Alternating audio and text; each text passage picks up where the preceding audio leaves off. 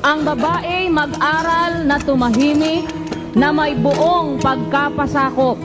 Ngunit hindi ko ipinahihintulot na ang babae ay magturo ni magkaroon ng pamumuno sa lalaki, kundi tumahimik sapagkat si Adam ay siyang unang nilalang saka si Eva.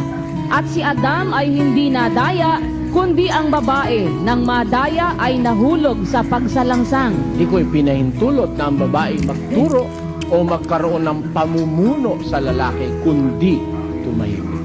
Meron ng punto, hindi pwede babae.